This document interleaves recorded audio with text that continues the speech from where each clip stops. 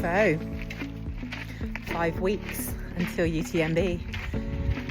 This week's training diary. Left Egypt last Monday after a really easy recovery run with my gym buddy, Neil, who I think we were both keeping each other accountable. Sorry, my dog just went for a cat. Got back to needing to have a rest day because our flight didn't get into stupid hours of Tuesday morning, and into Wednesday, where it was to the University of Gloucestershire very early in the morning to meet with Simon, who is a sports science lecturer at the University of Gloucestershire, and he has been working on a altitude training protocol for me. So as you know, Wednesday was all about testing, lactate threshold tests, blood tests, running economy tests, lots of measuring testing so that we can get a baseline, so that we can see if the whole altitude training works at the end of, well, before I go to France on the 18th of August. A question a lot of people have been asking me is like, does everyone do this? Absolutely not. Not everyone that does UTMB does altitude training at home. But the reason that I'm doing it is because I have suffered quite badly with altitude sickness on various races that I have done in the Alps. And for me, symptoms such as banging headaches, nausea, legs feeling like lead, and querying whether I'll actually even make it to the end because of these symptoms has not been a fun situation to be in. So you know what I say, I'm all about looking after the small things so that it become big things. So I decided that I wanted to do altitude training at home before I went out there, so that I negate any symptoms that are associated with altitude while I'm at UTMB.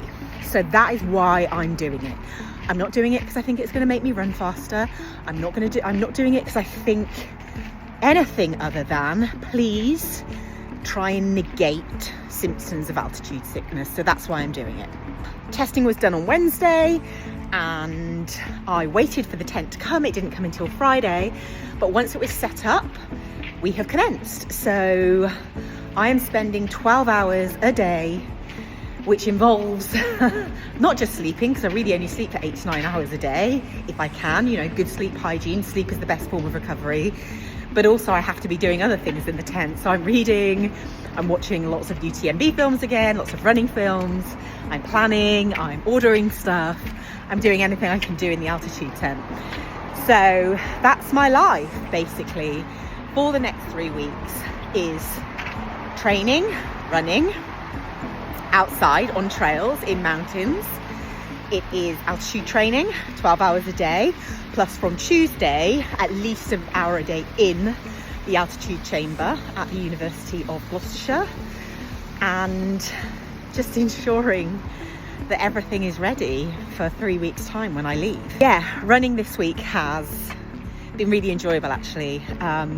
Mixture of just gentle runs, and then yesterday I had a big session in the mountains, which was a route that Tanya, the photographer, gave me, which meant basically hitting Penny Van 3 times after different loops. So yeah, when I went out in the morning, it was really, really claggy. But you know what? I knew what I needed to get in terms of mileage. I knew what I needed to bag in terms of ascent. And actually going back to the car park in order to meet with Tanya for the final loop was quite good, because it kind of acted like a mini checkpoint, right? I had a Coke, I had coffee, and I had something to eat before I set off again. So yeah, this week's training has been what it needed to be. Next week is another week. It's a new week, more miles, more smiles, more altitude. I've locked down all of my kit now, so I'm really, really pleased about that, because it's the thing, right? It's like, oh my God, what t-shirt, what shorts, what bra, what trainers, what socks. It's all locked down now. That's sorted. So yeah, I've basically got 3 more weeks of big training before starting to taper. And I would say I'm looking forward to the taper, because this journey feels like a journey. You know, ever since I found out I was running it just after arc of attrition earlier this year, it's been the A goal. So I am looking forward to taper. There's been a lot of races in between, as you know. But also I know when I get to taper, I'll be like, oh my God, I feel so lazy. I feel so sluggish. But we move. So yeah, that's training update for this week. It's getting nearer. It's getting nearer. The excitement is building. Oh, and of course, I found out that the GOAT, Courtney Dauwalter, is running UTMB this year, and I could not be happier to know that I will be treading the same ground as someone that I've admired for many years. And that was a really nice thing to find out. So yeah, on to next week. See ya.